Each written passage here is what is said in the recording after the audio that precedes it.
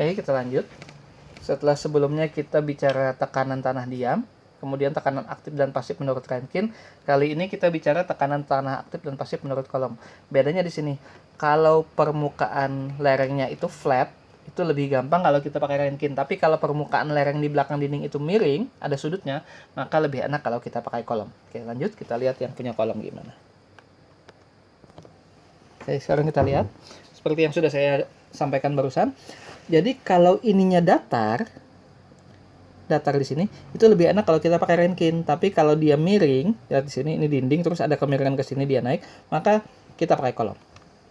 Asumsi Coulomb adalah yang pertama, Coulomb mengasumsikan tekanan tanah isotropik dan homogen, jadi dianggap sama semua. Permukaan runtuh miring lurus. Nah, jadi dia miring flat di sini. Keruntuhan baji adalah rigid body. Permukaan tekanan tanah adalah miring. Nah, jadi memang Coulomb ini dia spesifik di miring. Jadi kalau misalnya flat, lebih gampang pakai Rankine. Keruntuhan geser, dinding geser permukaan tekanan, keruntuhan 2 dimensi dan tanah tak berkohesi. Jadi menurut Coulomb dia tidak ada C. Oke, Coulomb mengasumsi dia tidak ada C di sini. Kalau kemarin waktu itu kita bicara tanah diam, Etras sama Rankine ada C. Sekarang kita lihat.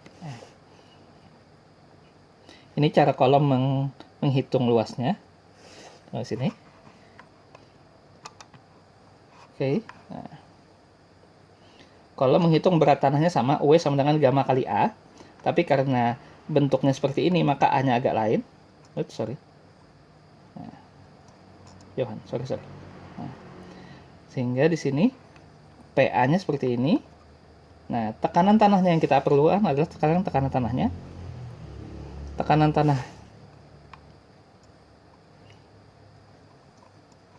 Oke, ini ke sini. Ini perhitungannya.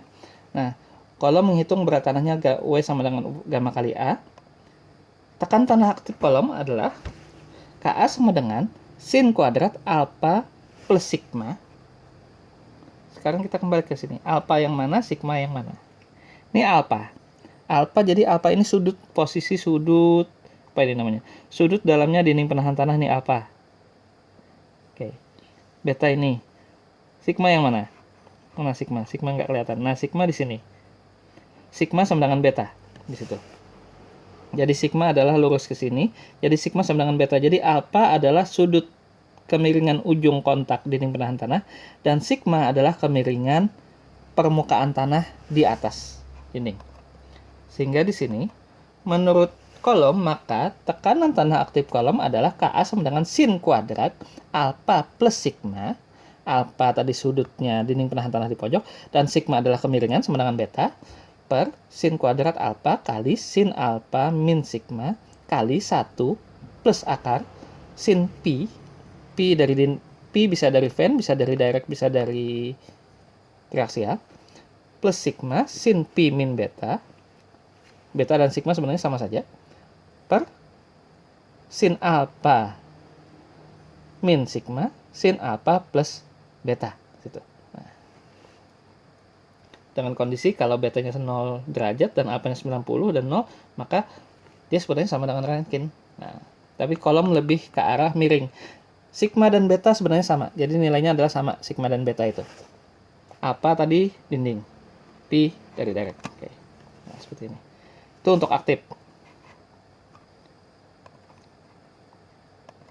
Pasifnya, sebenarnya gampangnya pasif adalah seper Ka kan? Ya udah kita balik Kp sama dengan sin kuadrat alpha min pi per sin kuadrat alpha sin alpha plus sigma per 1 min akar sin pi plus sigma sin pi plus beta per sin alpha plus beta sin alpha plus beta. Oke.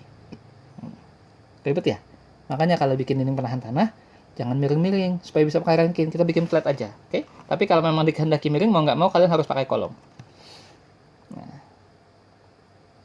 bisa juga dengan metode grafis untuk menghitung luasnya.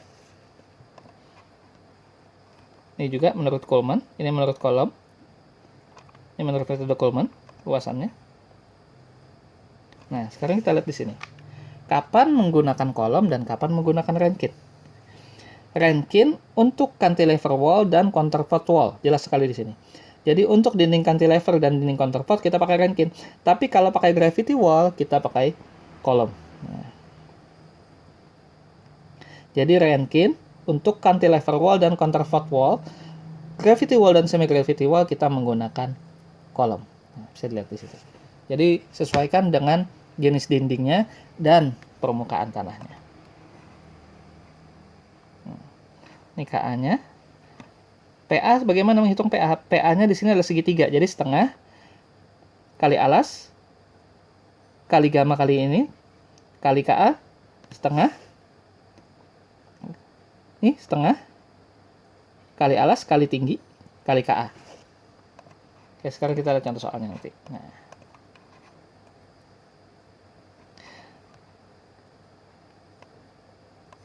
Habis. Ya sudahlah, contoh soalnya nanti menyusul. Oke, sekian untuk metode kolom. Jangan lupa, jadi mukanya datar pakai Rankine, yaitu untuk cantilever wall dan counterfort wall. Kalau mukanya miring, pakai kolom, terutama buat gravity wall. Oke, itu dulu. Terima kasih.